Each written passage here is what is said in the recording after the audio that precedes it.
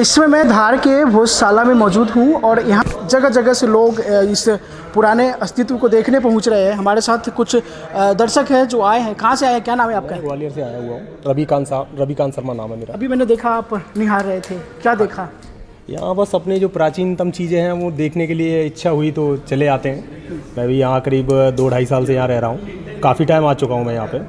पूरा मंदिर ऐसा लगता है जैसे अपना हिंदुत्व को बाहर निकल रहा है। पूरा साफ साफ दिख रहा है कि यहाँ मंदिरों की मतलब शिलालेख थे जो सब उन्होंने क्षतिग्रस्त किया है। पूरा अपना मंदिर में जो मंडप भी बना हुआ है, अष्ट कमल बना हुआ है, तमाम अपने यहाँ संस्कृत भाषा के लिखे हुए हैं।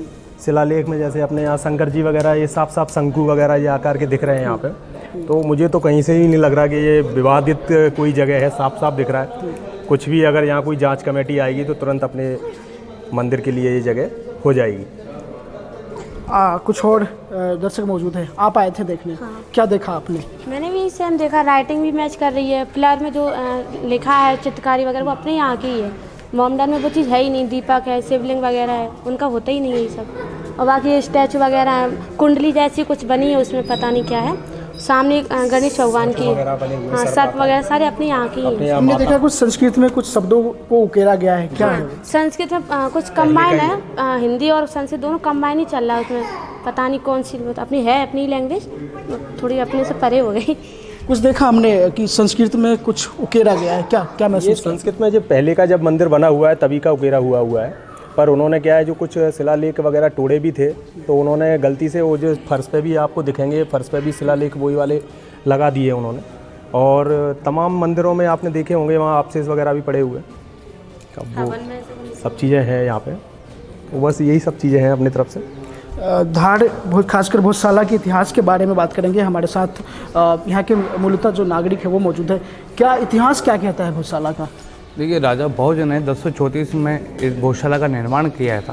क्योंकि राजा भोज बड़े प्रतापी, बड़े विद्वान रहे। उन्हें 84 ग्रंथों की यहाँ पर रचना की है, 84 यंत्रों की यहाँ पर सिद्धि की है। धार के जितने चौराहे उनकी संख्या 84, भोजशाला के जितने खंभे उनकी संख्या 84। तो उस समय 84 को महत्व देखते हुए इस भोजशाला का निर्माण करा। यहाँ पर कालिदास जी की चंपू रामायण यहाँ पर लिखी गई है। भक्तांबर स्त्रोत, जैन धर्म का भक्तांबर, उसकी स्थापना यहाँ पर। तो पूरी जो भोजशाला ऐतिहासिक रही है। आप देख रहे हैं कि पूरी भोजशाला में आपको भ्रमण करने पर मिलेगा कि यहाँ पर कई ऐसे साक्ष्य आज भी मौजूद हैं, जैसे घंटियाँ, घड़ियाल, शंख, चक्र, परमार वंश का राज चिन्ह बना हुआ है। 2 शिलालेख आप आते हैं तो वो आपको सामने दिखेंगे। उस पर ओम सरस्वती नमः, ओम नमः शिवाय से स्टार्टिंग हो रहा है। तो ऐसे कई साक्ष्य हैं जो स्वयं प्रतीत करते हैं कि ये मंदिर है, ये मंदिर है। मुस्लिम वर्ग के लोग भी दावे कर रहे हैं।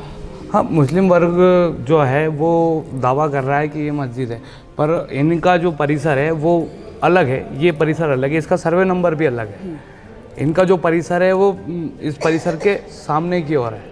वो भी वहाँ पर भी जो है ये सब अवैध अतिक्रमण है।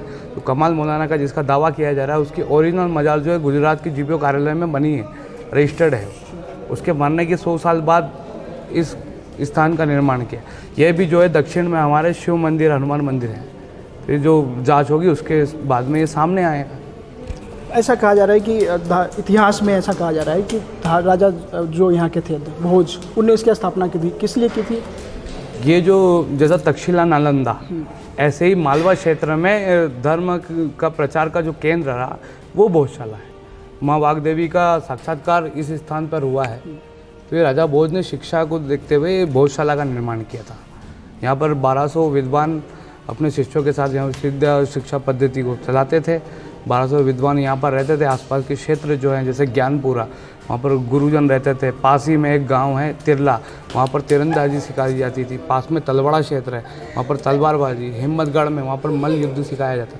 तो ये ऐसा जो है ये पूरा केंद्र रहा है मालवा का, जो राजा भोज की राजधानी रही। हाईकोर्ट के इस फैसले को किस तरह से देखते हैं? हाईकोर्ट ने जो फैसला दिया है उसका हिंदू समाज स्वागत करता है। शायद ही भोजोत्सव समिति भी इसका स्वागत करती है, क्योंकि अभी प्रत्यक्ष रूप से जो प्रमाण अपन देख रहे हैं, जांच के बाद, सर्वे के बाद हो सकता है कि और इससे कई गुना ज़्यादा साक्ष्य अपने सामने आए।